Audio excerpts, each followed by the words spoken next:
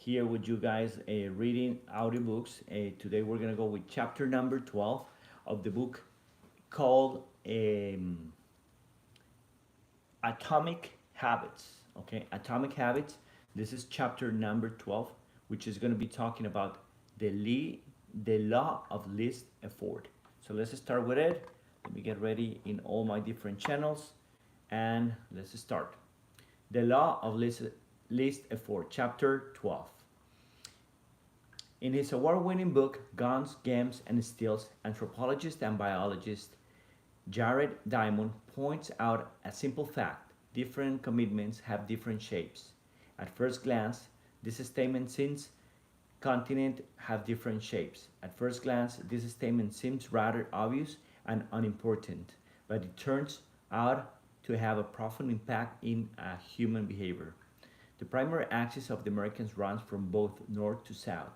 That is, the landmass of North and South America trends to be all tall and thin rather than wide and fat.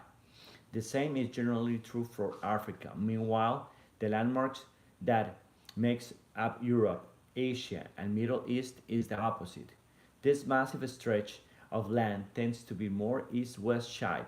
According to Diamond, this difference between in shape played significant role. It's the spread of agriculture over the centuries. The agriculture began to spread around the globe. Farmers had an easier time expanding along east-west routers than along north-south ones. This because locations along with the same latitude generally share similar climates, amounts of sunlight, rainfall, and changes in season. These factors allow farmers in Europe and Asia to domesticate a few crops and grow them along the entire stretch of the land from France to China. The, the shape of human behavior.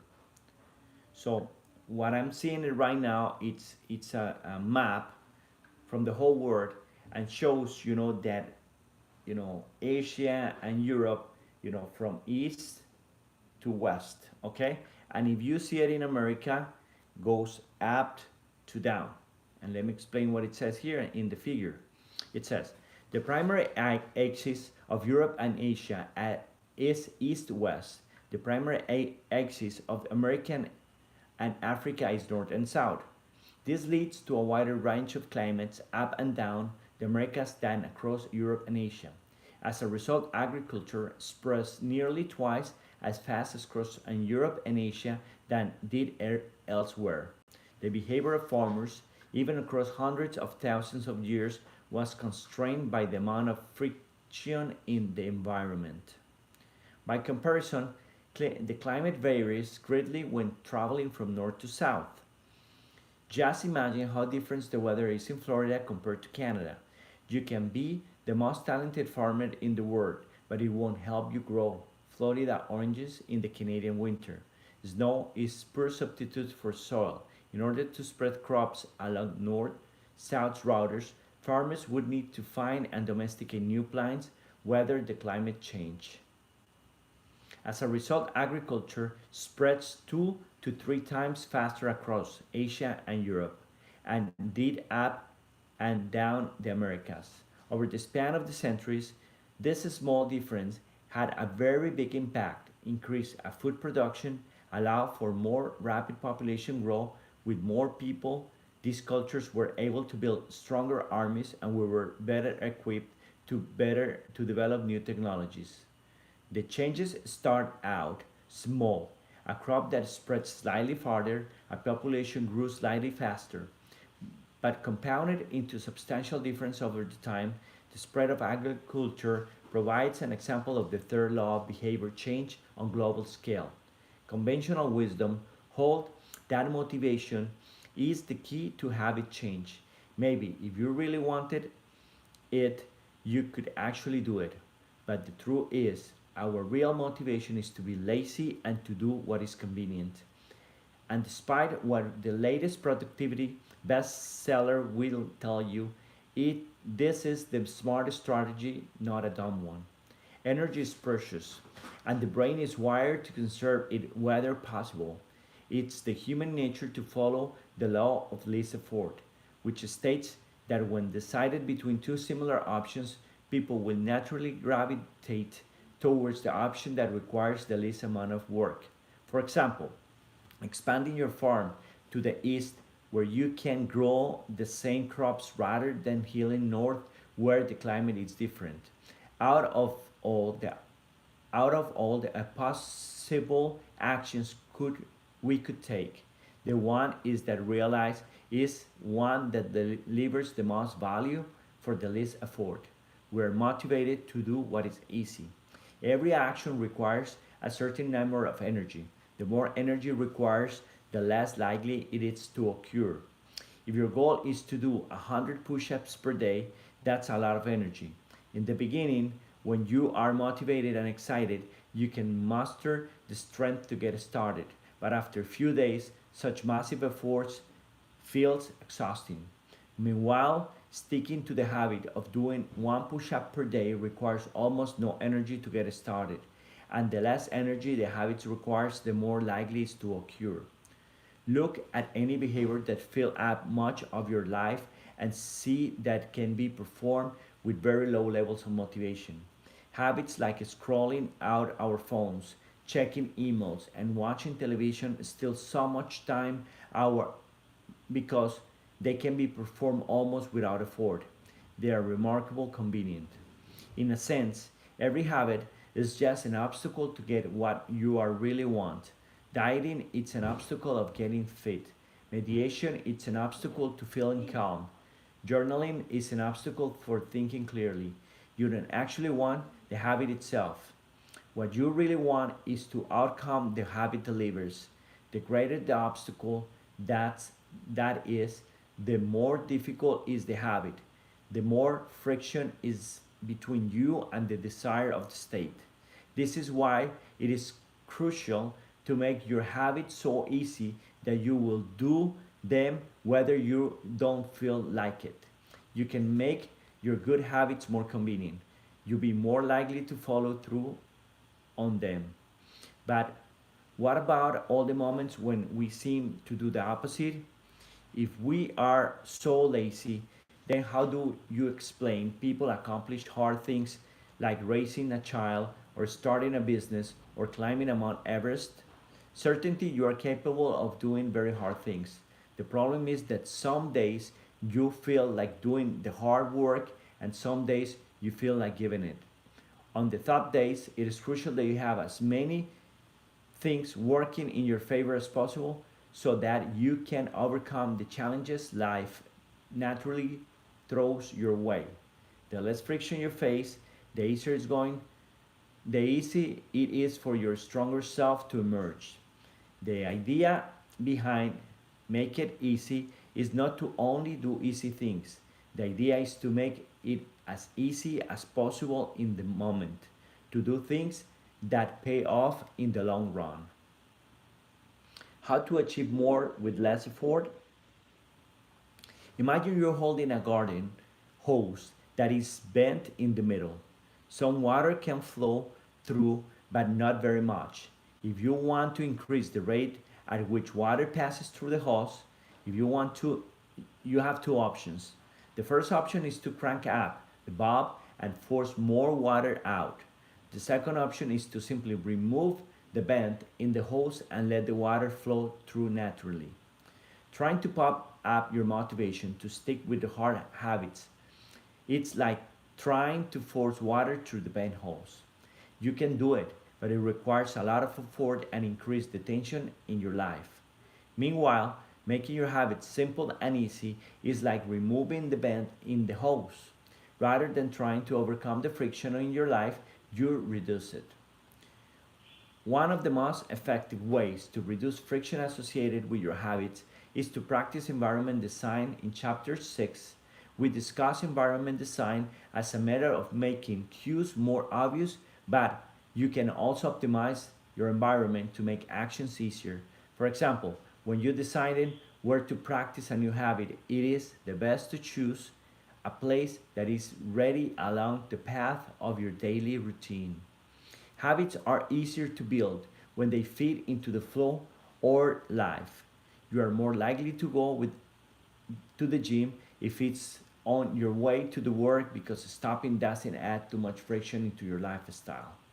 By comparison, if the gym is off the path or your normal commute, even by just few blocks, you are not going you are going out of the way to get there.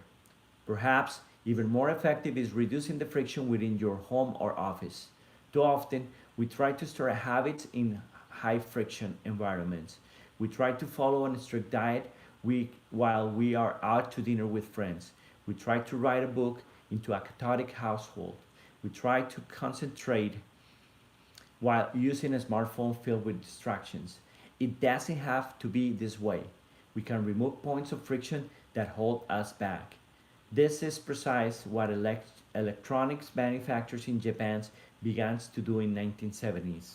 In the article published in the New York titled Better All the Time, James Sawaki writes, Japanese firms emphasize what came to be known as lean production, recently looking to remove waste of all kinds of production processes down to redesigning workspaces so workers didn't have to waste time twisting and turning to reach their tools. The result was the Japanese factories were more efficient and Japanese products were more reliable than American ones. In 1974, service calls for Americans made color televisions were 5 times as common as Japanese televisions. By 1979, it took American workers 3 times as long to assemble their sets. I like to refer of this strategy as addition by subtraction. The Japanese companies look for every point of friction in the manufacturing process and eliminate it. As they subtracted wasted effort, they added customers and revenue. Similarly, when we remove the points of friction that sap our time and energy, we can achieve more with less results. This is one of the reasons tidying up can feel so good, where we are simultaneously moving forward and lightening cognitive load our environment places on us. If you look at the most habit forming products, you'll notice that one of the things these goods and services to do best is remove little bits of friction from your life. Meal delivery service reduce the friction of shopping for groceries. Dating apps reduce the friction of making social introductions. Ride sharing services reduce the friction of getting across the town. Text messages reducing the friction of sending letters in mail. Like Japanese television manufacturers redesigning their workplace to reduce wasted motion, successful companies design their products to automate, eliminate, or simplify as many steps as possible. They reduce the number of fields on each form. They pare down the number of clicks required to create an account. They deliver their products with easily to understand directions or to ask their customers to make fewer choices. When the first voice activated speakers were released, products like Google Home, Amazon, Echo, and Apple HomePod, I asked a friend what he liked about the product he had purchased. He said it's way just easier to say, play some country music, than to pull out the phone, open the music app, and pick up a playlist. Of course, just a few years earlier, having unlimited access to music in your pocket was remarkably frictionless behavior compared to driving to the store and buying a CD.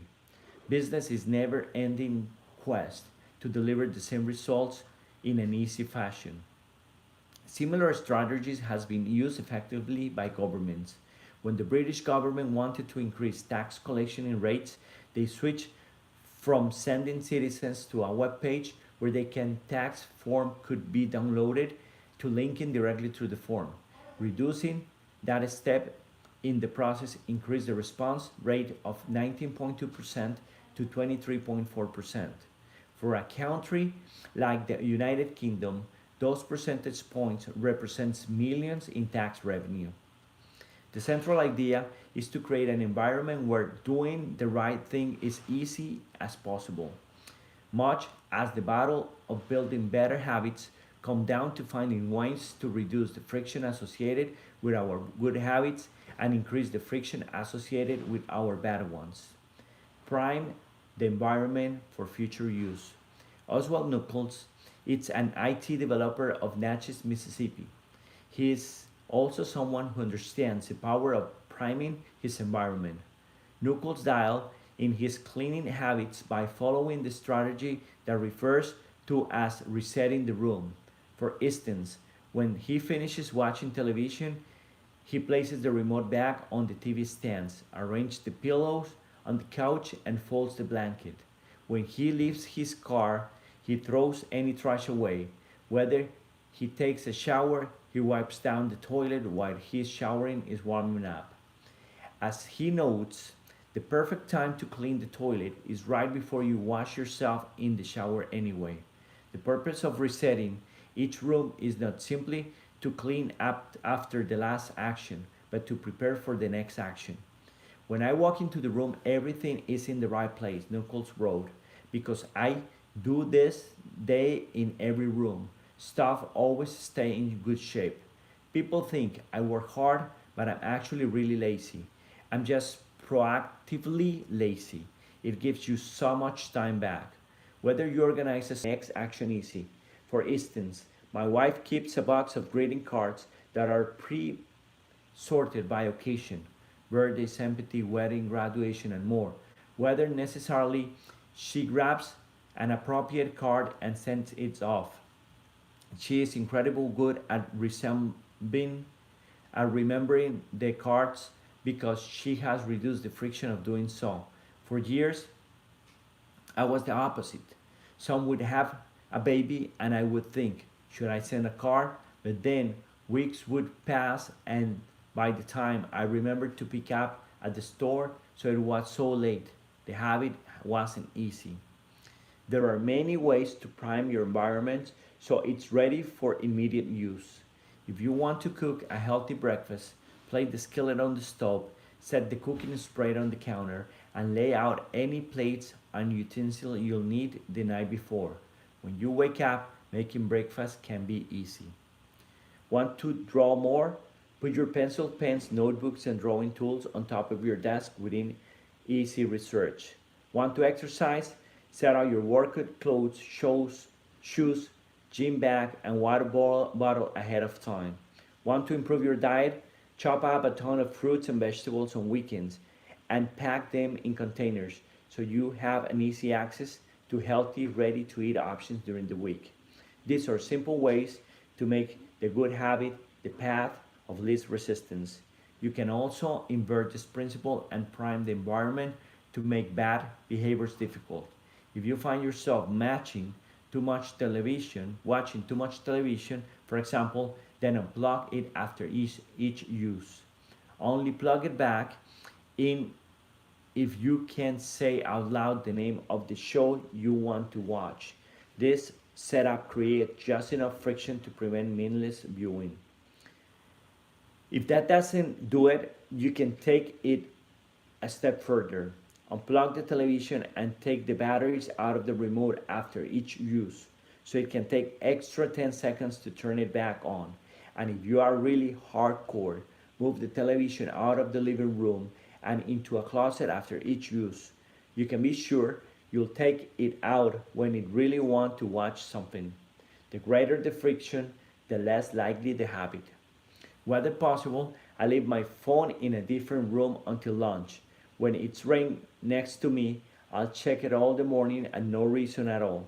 But when it's in another room, I rarely think about it, and the friction is high enough that I won't get it without a reason.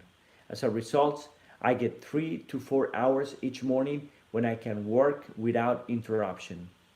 If restricting your phone in another room doesn't seem like enough, tell a friend or family member to hide it from you for a few hours.